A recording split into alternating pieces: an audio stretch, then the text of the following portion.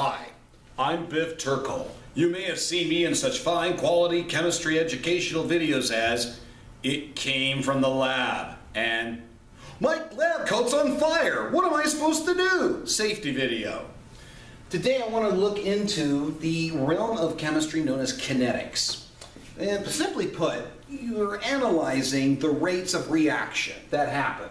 Okay? And when we look at the reaction mechanism, is the steps that which a reaction is going to take place. Now, the idea behind that, ladies and gentlemen, is that there's only so much that's going to happen for a chemical reaction.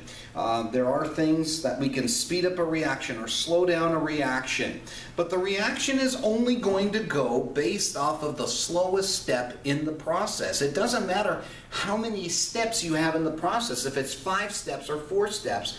If step number 2 happens to take the longest period of time, then the whole process ends up slowing down. You cannot avoid that, okay?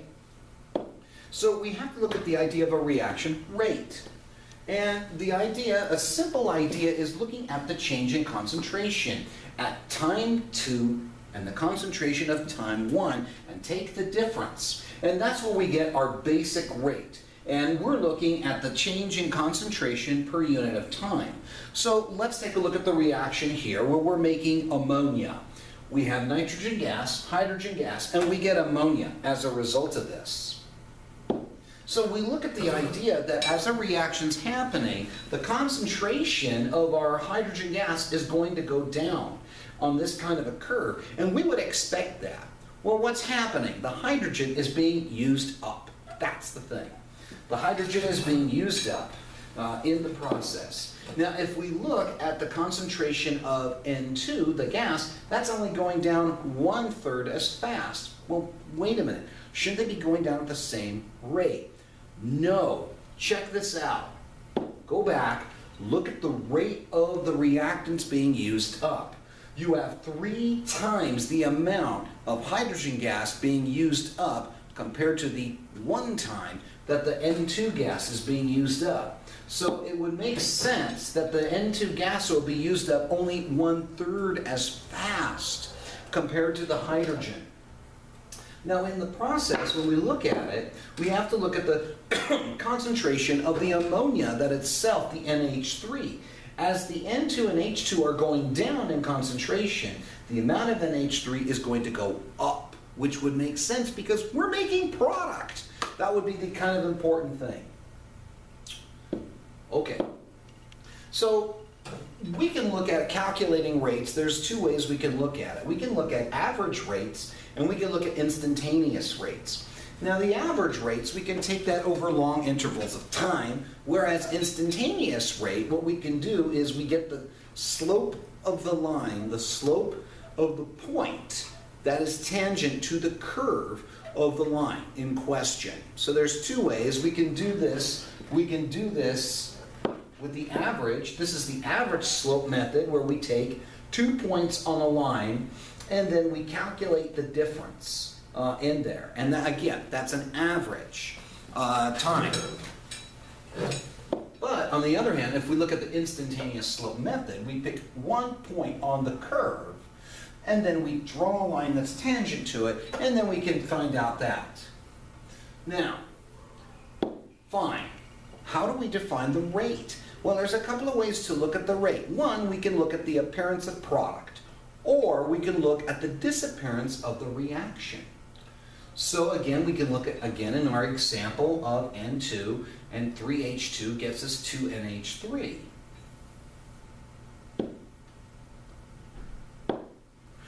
So we have here a negative N2 over delta T, then the brackets, remember it's concentration, is equal to negative 3 times the hydrogen concentration over the same amount of time. Okay, and we end up getting an increase of 2 times the concentration of NH3 over that period of time. So what does the negative and positive mean? Well, if it's negative, that means the reactant is going down. We're losing the reactant. It's being used up as part of the reaction process. Well, why would this be positive? Because we're gaining. We are making this stuff. in the process. Okay? So what would be an example of rate? Well, we can look at the rate of NH3 formation as 3.2 moles per liter times seconds. Now, what's the consumption rate of N2? Well, here we can use stoichiometry for this. Okay, so let's look at this here. So N2 plus 3H2 gets us 2NH3. We can use our mole-to-mole ratios here. Okay, where we have 2 NH3s to 1 N2, and we get that from our equation, is equal to 3.2 moles per liter times second over X. And we find that X is equal to 1.6 moles per liter times seconds, but that's going to be a negative number. So it's really a negative 1.6 liter times moles per liter times second. But again, why the negative? Because it's being consumed, it's being used up. Okay, where this is increasing because we're making it. Here it's decreasing because we're losing it. It is being used to go and make. So, very quickly we can talk about rate laws. Okay, now rate laws are a little bit different because we're looking at a relationship between the reaction rate and the reactant concentrations. Okay, so we want to measure the reactants as soon as they are mixed. Okay, and this is what they call the initial rate method. This is the part where we start out. This is it. You're at the starting rate, ding, ding, ding, ding, and that's it. So how do we start with the rate laws? Well, we have our equation here. For an example here, 2NO plus Cl2 gets us 2NoCl. We can write the rate law as rate is equal to some constant K times the concentration of NO to the X times the concentration of Cl2 to the Y, where K is the rate constant, also known as the proportionality constant. We determine it by the experiment at a given temperature. If you have a different temperature, the K changes. But throughout the experiment, assuming the temperature is kept the same, the K will stay the same. Now the size of the K does make a difference as well. Okay? For example, the bigger the K, your reaction is going to happen faster. The smaller the K, you have a slower reaction in the process. So we now know rate is equal to K times NO to the X times Cl2 to the Y. Well, okay, we know that we have the concentration of NO, the concentration of the Cl2. What's up with that? Well, the X and the Y, this is what we have to look at. This is the order of the reactant, and typically it's a whole number, 1, 2, 3, etc. But the thing is, the X and Y have to be determined experimentally. We cannot go and look at the original equation like this and be able to make that determination. We cannot look at, there's no way that this equation is going to tell us this. So, what is exactly this X or Y? Why do we even care about it? Well, it is the order of the reaction with respect to a reactant. Now, this can also apply to a product, could also apply to a catalyst, but for what we're doing here, we're only going to look at the reactant. And it is defined as an index or an exponent to which the concentration term in the rate equation is raised. What does that mean? Well, why do we care? Okay, if the concentration increases, so does the rate. If it decreases, so does the rate. So what happens there to which the X and the Y, okay, depending on the number that's there, okay, it can be 0, it could be 1, it could be 2, it could be 3, it could be 4. It kind of tells us what's happening with the rate. How fast is it going? Okay, so if the concentration increases, then yes, we would expect the rate to increase. Okay, if the concentration decreases, then we would expect it to decrease as well. So when we look at a first order reaction here, rate is equal to K times concentration of NO to the first power, or K times the concentration of NO. If it's a second order reaction, it's K times the concentration of NO squared.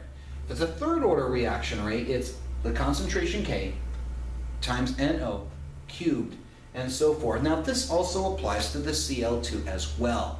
Okay, I just happen to choose the NO to deal with it. Okay? Types of rate laws. There's differential rate law where we look at the rate depending on the concentration. That's one thing. The integrated rate law describes how the reaction is going to be depending on time. So there's two things that we look here. Differential rate is the change in concentration. Integrated rate looks at the change in the concentration over a period of time. So there's two different ways that we're looking at it. Okay? For each type of the differential rate law, there is an integrated rate law and vice versa. Well, why are we bothering to go cover all this? Okay, well, the rate laws help us better understand the reaction mechanisms that are going on. Because there's a lot of things that are happening in a chemical reaction. There's going to be intermediate formations that happen. You can't just put A plus B plus C gets you A, B, C, D. That's just the beginning and the end, the once upon a time and the happily ever after. In between is the story. And kinetics kind of helps describe the story a little bit. Okay? And at this point, I'm going to stop here for part one, where we looked at the basic idea behind kinetics. We looked at the idea of the types of rate laws, what exactly is the X and the Y, what is all that, okay? And we did a little bit of stoichiometry work as well. We also looked at how we defined rate, okay, as well. And with that, ladies and gentlemen, we're going to stop here.